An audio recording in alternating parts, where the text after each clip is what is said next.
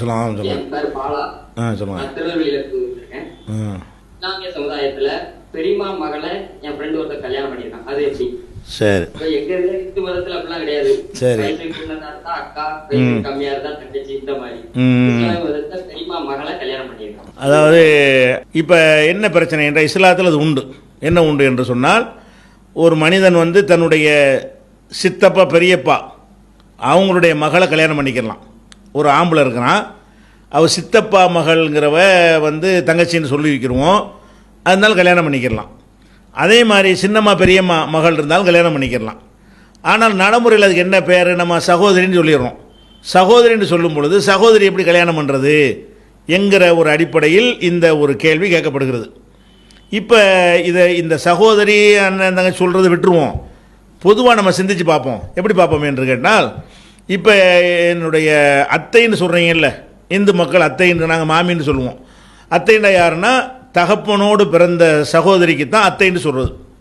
எங்கள் அப்பாவுடைய ஒரு அக்கா இருக்கிறாங்கன்னு வைங்களேன், ஆமாம், அந்த அக்காவுக்கு ஒரு புள்ள மக இருக்கா, அவளை கல்யாணம் பண்ணிக்கலாமா? கல்யாணம் பண்ணிக்கலாம், எல்லாருமே பண்ணிக்கலாங்கிறீங்க. அதாவது என் தகப்பனோடு பிறந்த பொம்புளை, அந்த பொம்புளையுடைய மகள் இருப்பாளேயானால் கல்யாணம் பண்ணிக்கலாங்கிறீங்க. என் தகப்பனோட பிறந்த ஆம்பளை, அவன் மகளை கல்யாணம் பண்ணக்கூடாதுன்றது ஒரு சொல்கிறீங்க. நாங்கள் என்ன ரெண்டையும் ஒன்றா பார்க்குறோம். எப்படி ஒன்றா பார்க்குறோம்? தாயுடைய கருவறையில் தான் என் தகப்பனாரும் இருந்தார், அந்த கருவறையில் தான் என் தகப்பனாருடைய அண்ணனோ தம்பியோ இருந்தார், அந்த கருவறையில் தான் என் தகப்பனாருடைய அக்காவோ தங்கச்சியோ இருந்தாங்க. அப்போ அந்த கருவறையில் தான் எல்லாரும் இருந்திருக்கும் பொழுது, அப்போ என் தகப்பனோட பிறந்த ஆம்பளையாக இருந்த காரணத்தினால் அவன் பிள்ளைய கல்யாணம் பண்ணிக்கிற கூடாது, பொம்பளையாக இருந்தால் கல்யாணம் பண்ணலாம்னு சொன்னமையானால் அதில் என்ன ஒரு லாஜிக் இருக்கிறது? ரெண்டும் ஒன்று தானே, ஒரே ரத்தம் தானே ஓடுகிறது. அப்போ அத்தை மகளையும் கல்யாணம் பண்ணக்கூடாதுன்னு யாரும் சொல்ல மாட்டேங்கிறோம். இந்துக்களில் கூட ஒரு பழமொழி சொல்லுவாங்க, அத்தைக்கு மீசை முளைச்சா சித்தப்பாண்டு. அத்தையாக இருக்கிற ஆம்பளையாக பிறந்திருந்தா சித்தப்பா, அப்போ சித்தப்பாவாக இருக்கிற பொம்பளையாக பிறந்திருந்தா அத்தை. அப்போ ரெண்டும் ஒன்று தானே. அத்தை சித்தப்பாங்கிறது வந்து ரெண்டும் ஒன்று தான். அது ஆணாக இருக்காங்க பெண்ணாக இருக்காங்க. ஆனால் அந்த தகப்பனுடைய உயிரணு, அந்த தாயுடைய கருவறை, அந்த சினை முட்டை என்று பார்த்தீர்களேயானால் இரண்டையும் சமமாக வைப்பது தானே ஒரு லாஜிக்கு. இரண்டையும் சமமாக தானே வைக்கணும். இஸ்லாம் என்ன சொல்லுதுன்னு கேட்டால், உன் தகப்பனோட பிறந்த ஆம்புளையுடைய பிள்ளையாக இருந்தாலும் கட்டிக்க, உன் தகப்பனுடைய பிறந்த பொம்பளையாக இருந்தாலும் அவ பிள்ளையாக இருந்தாலும் கட்டிக்க, இது ஈக்குவலாக இருக்குது. அது மாதிரி தாயோட பிறந்தான்னு வைங்களேன், என் தாயோட ஒரு பொம்பளை பிறந்தா அவளை வந்து சின்னம்மான்னு சொல்லிக்கிறோம், என் தாயோட ஒரு ஆம்பளை பிறந்தா தாய் மாமன்னு சொல்லிக்கிறோம். இவங்க மூணு பேரும் யார்? என் தாய், என் தாயுடைய சகோதரி, என்னுடைய தாய் மாமன் சொல்லக்கூடிய சகோதரன். இந்த மூணு பேருமே ஒரு வயிற்றில் தானே இருந்தாங்க, ஒரு வயிற்றில் தானே, ஒரே மூலம் தானே, ஒரே ரத்தம் தானே, ஒரே உயிரணு தானே, ஒரே கர்ப்பப்பை தானே, ஒரே அப்பன் தானே, ஒரே ஆத்தா தானே. அதுக்கு தான் மூணு பேரும் பிறந்திருக்காங்க. அப்படி பண்ணும் பொழுது என் தாயோடு பிறந்த ஒரு சகோதரன் ஆம்பளை இருந்தால் அவன் மகளை கட்டி கொள்ளலாம் என்று சொன்னால், சகோதரி அந்த அவளையும் கட்டிக்கிற கூட நம்ம சொல்லணும். இது எப்படி சேஞ்ச் ஆகி விடுகிறதோ, என் தாயோடு பிறந்த சகோதரனாக இருந்தாலும் அவனே ஒரு பிள்ளையை உண்டாக்குவது கிடையாது, இன்னொரு பெண்ணோட சேர்ந்து மிக்ஸ் ஆகும் பொழுது அந்த ரத்தம் மாறிக்கிறது. அதே மாதிரி அவளுக்கு மாறத்தானே செய்யும். என் தாயோட பிறந்த ஒரு சகோதரி இருக்கா, சின்னம்மான்னு நம்ம சொல்லிக்கிறோம், சொல்லி கொண்டாலும் அவளே ஒரு பிள்ளையை பெறுறது கிடையாது, வேற ஒரு ஆம்பளையோட சேர்றா. அது ரெண்டும் இணையும் பொழுது இந்த குடும்ப ரத்தத்தோட இன்னொன்று மிக்ஸ் பண்ணும்போது வேற ஒன்று ஆகிடுது. இது எப்படி வேற ஒன்றாகுது? அது மாதிரி தானே வேற ஒன்றாகும். அப்போ இந்த கான்செப்ட் நம்ம தங்கச்சின்னு கூப்பிடுறத வச்சு நீங்கள் சொல்கிறீங்க, கூப்பிடுறதுனால தங்கச்சி ஆயிருமா?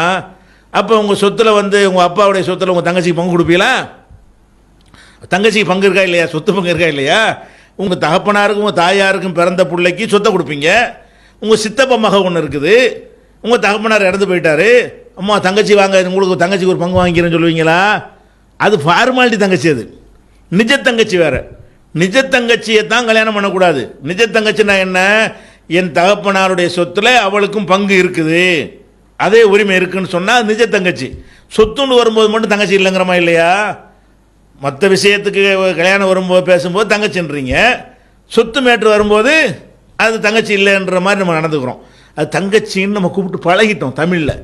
அரபு நாட்டில் போனீங்கன்னா சித்தப்பா மகளை தான் என்ன செய்வாங்க, அந்த மச்சின்னு கேலி பண்ணிக்கிறாங்கல்ல, அந்த மாதிரி அந்த நாட்டில் அப்படி இருக்கிறாங்க. அதனால வந்து இஸ்லாம் என்ன சொன்னால் சமமாக பார்க்குது, அறிவோட என்ன செய்யுது, உன் தகப்பனோடு பிறந்த ஆம்பளையாக இருந்தாலும் பொம்பளையாக இருந்தாலும் ஒரே சட்டம், உன் தாயோடு பிறந்த ஆம்பளையாக இருந்தாலும் பொம்பளையாக இருந்தாலும் ஒரே சட்டம். இது பொருத்தமாக இருக்கா இல்லையா? ரெண்டு பேரும் ஒன்று தானே. நீங்கள் பேரை தான் மாற்றிக்கிட்டீங்களே தவிர, அவன் ஆம்பளையாக இருந்ததுனால பொம்பளையாக இருந்தாலும் சின்ன மாட்டிங்க, ஆம்பளையாக இருந்தால் மாமான்ட்டீங்க, நீங்கள் மாமா சின்னம்மா நீங்கள் மாற்றிக்கிட்டீங்களே தவிர எல்லாம் அண்ணன் தங்கச்சி தானே. அப்போ அது மட்டும் எப்படி சரியாக வருது? இப்படி சிந்தித்து பார்த்தீர்களே ஆனால் ஒரு அறிவோடு தான் இஸ்லாம் சொல்லுது. எப்படி சொல்லுது? அவர் சித்தப்பாவாக இருந்தாலும் சித்தப்பா மட்டும் புள்ள பெற மாட்டார், இன்னொருத்தைய கல்யாணம் பண்ணுவாங்க, அவங்க வேற ஒரு ஆளாக இருப்பாங்க, அவங்க ரெண்டு பேரும் மிக்ஸ் ஆகும் பொழுது அந்த ரத்தம் ரெண்டும் கலந்து மூணாவது வேற ஒன்று உண்டாகிவிடும். அப்படி வந்துடுது. சின்னம்மாவாக இருந்தாலும் சின்னம்மாவை தனியாக புள்ள பெற்றுக்கிற முடியாது, அதுக்கு வேற ஒரு மாப்பிள்ளையை கட்டி வைப்பாங்க, அவங்க ரெண்டு மிக்ஸ் ஆகும்போது வேற ஒன்றாயிருது. நம்ம ரத்தங்க ஒரே ரத்தமாக இருக்கிறது தான் கான்செப்ட், அது ரெண்டாக கலந்து மாறி விடுகிறது. அதே நேரத்தில் இன்னொன்று நீங்கள் பார்க்கணும். இப்போ இந்த சகோதரிகளை கல்யாணம் பண்ணக்கூடாதுன்னு சொல்லக்கூடியவங்க தாய் மாமனே கல்யாணம் பண்ணுறாங்க. இந்த சமூகத்தில் இருக்கிற விமர்சனத்துக்காக சொல்லலை, அந்த டிஃப்ரெண்ட்டை விளக்குறதுக்காக சொல்கிறான். தாய் மாமனை கல்யாணம் பண்ணுறோம்னு சொன்னால் தாய் மாமன் என்பது நெருக்கமாக அவனுடைய புள்ள நெருக்கமானது ஒரு மனுஷனுக்கு.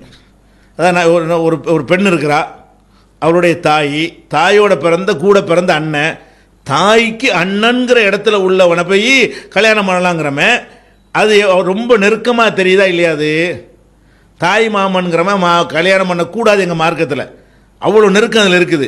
எப்போ கல்யாணம் பண்ணலாங்கிறோம்? ஒரு ஜெனரேஷன் இறங்கின பிறகு பண்ணலாங்கிறோம். அவனுடைய புள்ளையை இப்போ கட்டிக்க, அவனே எப்படி கட்டிக்கிறது அப்படின்னு இஸ்லாம் சொல்லுகிறது. அப்போ இஸ்லாம் வந்து தாய் மாமனே கல்யாணம் பண்ணக்கூடாதுன்னு சொல்லுது. அது காரணம் என்னென்னா அதுதான் கூட நெருக்கம். நீங்கள் சகோதரிங்கிறீங்களே, அதில் நெருக்கம் கிடையாதுங்க. ஏன் நெருக்கம் கிடையாது? என் சின்னம்மாவையே நான் கட்டுறதில்லை, சின்னம்மாவுடைய புள்ளையை தான் கட்ட போகிறேன். சின்னம்மா இன்னொருத்தனும் சேர்ந்து பெற்ற புள்ள. அப்போ நானும் ஒரு ஜெனரேஷனை கடந்துட்டேன், அவங்களும் ஒரு ஜெனரேஷனை கடந்துட்டாங்க. இப்போ நம்ம நெருக்கம் குறைஞ்சி போயிடுது. நெருக்கம் குறைஞ்சா கட்டிக்கிடலாம். ஆனால் தாய் மாமன்கிறது என்னது?